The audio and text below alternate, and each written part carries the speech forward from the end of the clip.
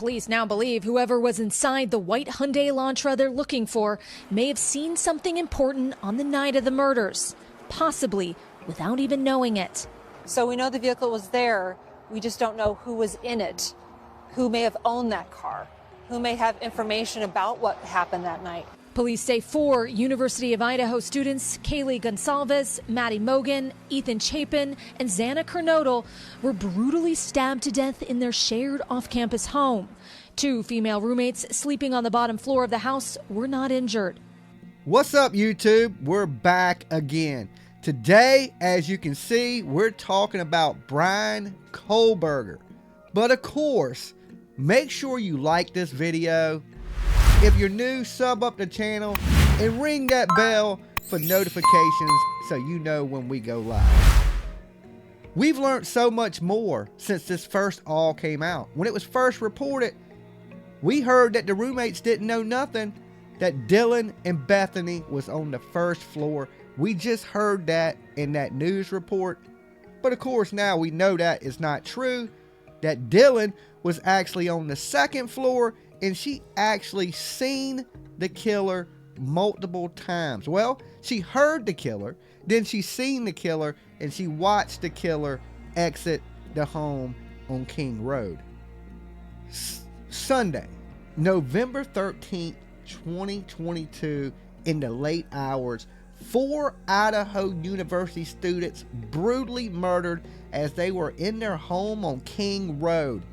20-year-old Ethan, 20-year-old Kaylee, 20-year-old Xana, and 20-year-old Madison were in the home at King Road when an intruder, from what we have learned so far, entered through the back glass sliding door.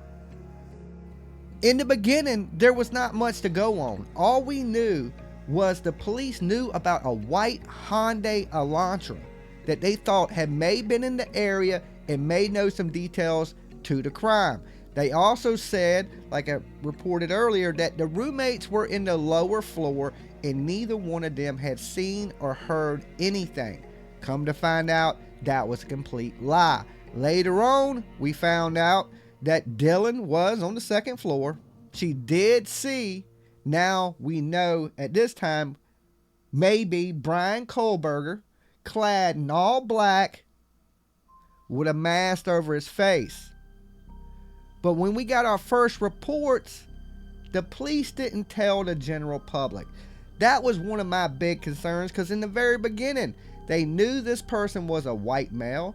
They knew he was 6 foot tall. They knew he was close to 200 pounds, and he was a white male with bushy eyebrows.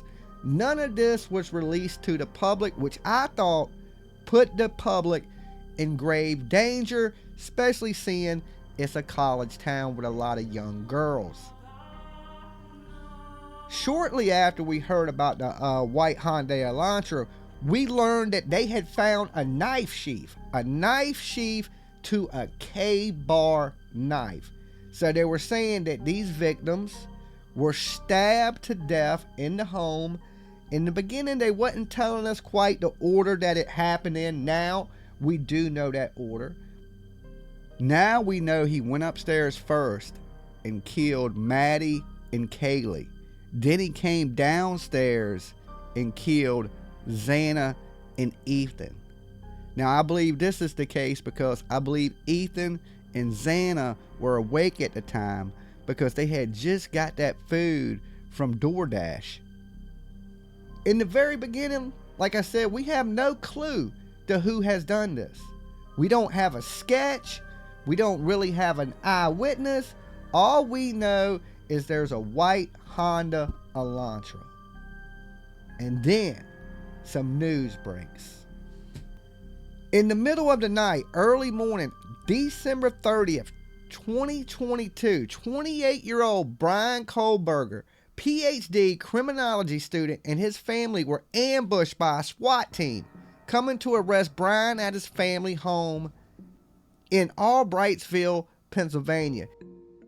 Nearly 7 weeks after the stabbing deaths of 4 college students in Idaho, a break in the case that has gripped this nation. Police arresting a suspect, PhD student Bryan Kohberger. In conjunction with the Pennsylvania State Police, Federal Bureau of Investigation, detectives arrested 28-year-old Bryan Christopher Kohberger in Albrightsville, Pennsylvania, on a warrant for murders of Ethan, Zana, Madison, and Kaylee.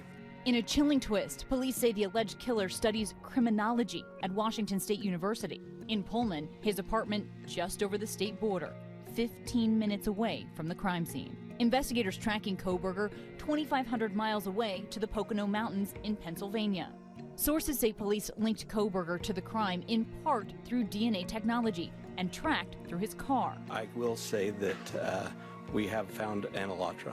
Kohberger graduated with a master's in criminal justice from DeSales University in Pennsylvania.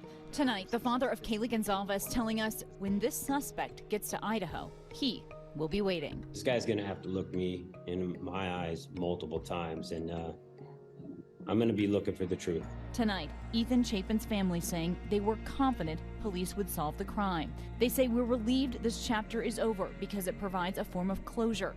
However, it doesn't alter the outcome or alleviate the pain. We miss Ethan, and our family is forever changed. The crime sending a jolt of fear through this town. Many students fled campus as police patrolled around the clock, and investigators faced intense pressure to solve the case. We just want this person found so bad. And tonight, the motive remains a mystery.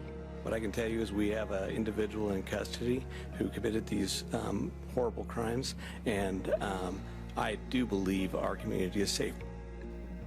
He asked at the time of his arrest, has anyone else been arrested? Seems really strange, kind of making it seem like somebody else may have worked with him doing this horrific crime. Now, on January 3rd, 2023, he appeared in court in Pennsylvania, agreed to be brought back to Idaho as he waived his extradition, aka went willingly back to Idaho to face these charges of the 4 murders. The very next day, he was transported back to Idaho on January 4th. 2023. The latest news on Bryan Kohberger is he has a motion hearing set for September 22nd, 2023. His defense team this whole time has been pushing to get these charges dropped.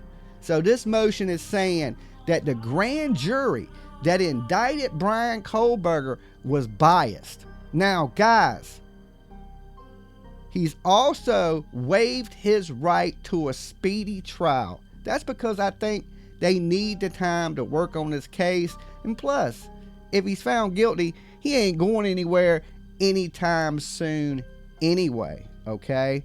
So no speedy trial. This will take years before he's prosecuted.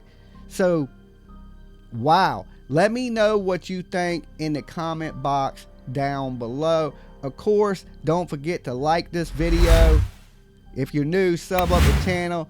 Ring that bell for notifications when we drop a new video or go live. And of course, I will see you guys next time. Thanks for watching.